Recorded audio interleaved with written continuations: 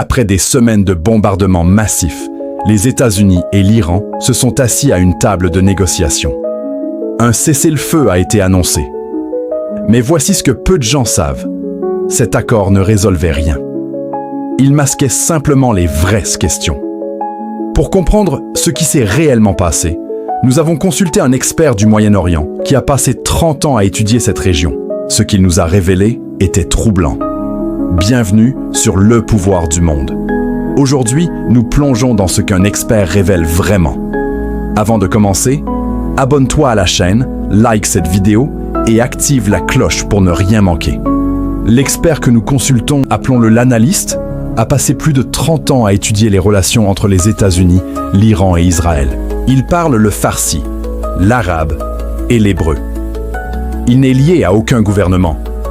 Il parle simplement basé sur des décennies d'observation. Les accords sont signés parce que le coût de poursuivre le conflit dépasse les bénéfices, nous a dit l'analyste. Pour les États-Unis, poursuivre l'escalade signifiait risquer une guerre directe avec l'Iran. Cela aurait signifié des milliers de morts et des coûts massifs. Pour l'Iran, l'attaque aux 200 missiles avait montré que la plupart pouvaient être interceptés. Une escalade supplémentaire aurait été désastreuse. Donc les deux parties ont atteint la même conclusion. Il était temps de négocier, a expliqué l'analyste avec clarté. Le cessez-le-feu n'était pas un vrai traité de paix. C'était un accord pour arrêter l'escalade immédiate, rien de plus. Les termes étaient simples. Israël cesserait les bombardements. L'Iran s'engageait à ne pas lancer d'autres attaques directes. Mais remarquez ce qui manquait. Le Hezbollah n'a jamais accepté d'arrêter. L'Iran n'a jamais accepté de cesser son soutien. Ce cessez-le-feu était une pause tactique, pas une solution. Et dans les relations internationales, une pause est généralement suivie d'une nouvelle escalade. Nous avons demandé « Qu'est-ce qu'un expert voit que le grand public ne voit pas ?» « Je vois une région qui respire sur une bombe à retardement », a répondu l'analyste. Premièrement, le Liban reste un État failli. Le vrai pouvoir est détenu par le Hezbollah, non le gouvernement.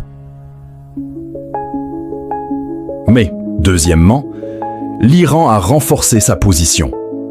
L'Iran a montré qu'il était une puissance militaire régionale.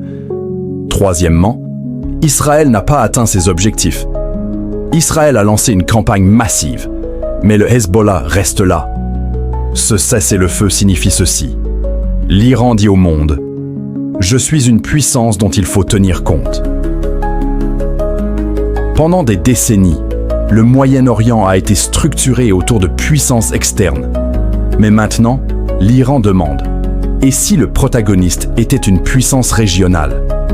Nous avons demandé « Qu'est-ce qui pourrait faire échouer ce cessez-le-feu » Scénario 1. Un incident imprévu. Scénario 2. Un changement politique. Un nouveau gouvernement décide que l'accord est mauvais. Scénario 3. L'escalade graduelle. C'est le plus dangereux. Lentement, nous glissons vers l'escalade sans moment clair. Ce cessez-le-feu n'est pas la fin de l'histoire. C'est un chapitre montrant que le Moyen-Orient change. Le message est clair. La pause ne durera pas. Les tensions.